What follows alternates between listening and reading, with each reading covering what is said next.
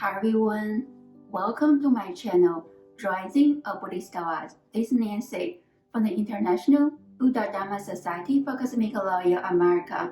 It's a great honor to be here sharing the pilgrimage trip with you. How are you doing? Today is November 21st. Today we will visit 3 stupas in Vaishali. Vaishali, once the capital city of Licchavi, is closely associated with Buddha. Many events happened in this ancient capital city. After leaving his own country, Kapilavastu, the Buddha came to Vaishali first. He had his spiritual training with 2 masters here, Ramaputra, Udraka, and Alara, Kalama. After Enlightenment, the Buddha frequently visited Vaishali. He organized his Bhikshu Sangha in the pattern of Vaishalian democracy. It's also here he established the Bhikshuni Sangha, initiating his maternal aunt Maha Prajavati Gautami and her 500 retinues into the order.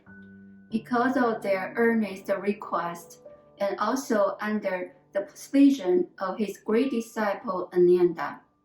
Now let's go visit the Enlightenment Stupa.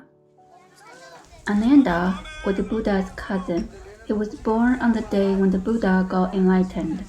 Later, he followed the Buddha and was the Buddha's close attendant and one of the 10 great disciples. It says that he had the best memory out of all the Buddha disciples.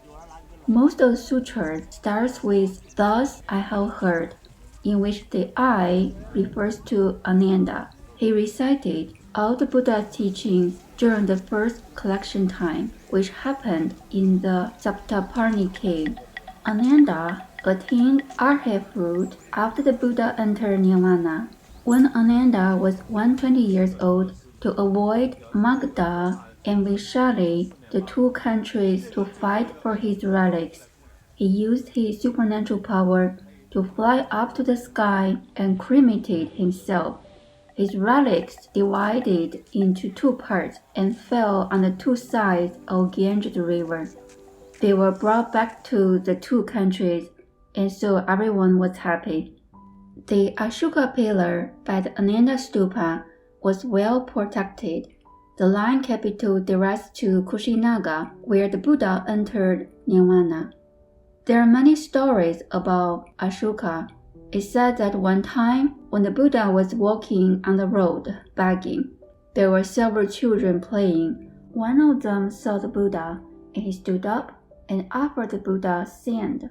Because of his offering, the Buddha said, after 200 years, he would become a king and would vigorously promote Buddha Dharma. This child was Ashoka king later. He made many great contributions on propagation of Buddha Dharma. Because of Ananda's persuasion, the Buddha accepted women to renounce their family and become bhikshunis. Ananda was appreciated by many. However, it's also because of Buddha's this decision, the proper Dharma period was shortened 500 years. Everything is cause and effect, and we don't judge whether it's a good thing or a bad thing. When the Buddha was 80 years old, once he and his disciples were in Vaishali. It's famine time, and distributed their food. One day, all the disciples returned to their abodes except Ananda. The Buddha reminded Ananda that he had attained Ritipada or Itipada, which means 4 kinds of samadhi, and he could reside in the world until the next Buddha coming to this world. The Buddha repeated several times. However, Ananda didn't get what the Buddha meant. His mind was cloudy. He didn't plead the Buddha to stay in the world for 1 kalpa. Actually, according to the sutras, the Buddha reminded Ananda several times in different places, but Ananda's mind was muddled. He didn't plead the Buddha to stay. After Ananda left, the Buddha meditated under the tree and entered into samadhi. At that time, the demon king Mara came. He said to the Buddha, "All your 4 disciples are all set. All you can do is done. It's time for you to enter Nirvana." It's not the first time that the demon king Mara asked the Buddha to enter Nirvana. Before this time, the Buddha may reply to Mara that the Sangha was not set up yet. He still had teachings to give. But this time, since Ananda didn't plead the Buddha to stay, and the Sangha was set up, and it seemed that the Buddha had given enough teaching, so the Buddha decided to take Mara's suggestion. So he gathered all the disciples and pronounced that he was going to enter Nirvana in 3 months. Now let's go visit one of the Buddha's Relic Stupa. Not far from the Ananda Stupa and the Ashoka pillar is one of the Buddha's relic stupas. After the Buddha entered Nirvana, the Buddha's relics were divided into 8 parts and taken to 8 countries to be enshrined and worshipped. Stupas were built for these relics, and this is one of them. This stupa in Vaishali was an earthen covering bow tower. It was gradually destroyed in wars and floods, and what we could see was just ruins. Circumambulate the stupa and chant the name of the Buddha when you are there. Now let's go visit Licchavi Stupa.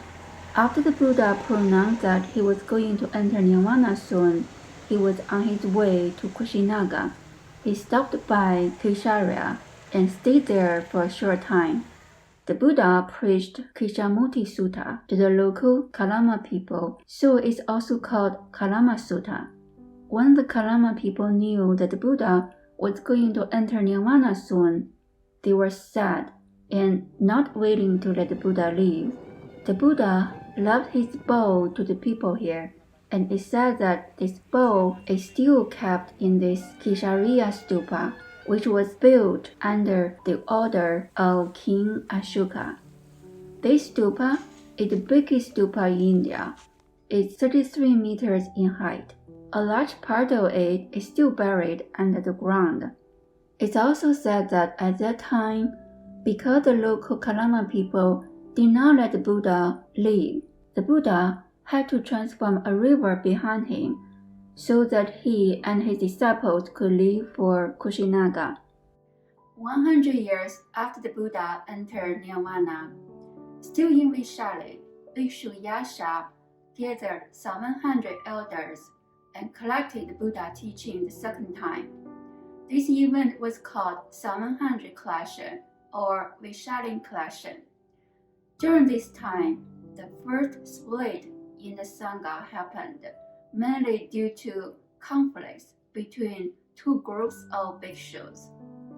One group upheld stricter precepts than the other. For example, the 700 elders upheld the precept that bhikshus should not have money of their own, while the other group of about 10,000 bhikshus, they agreed on having their own savings.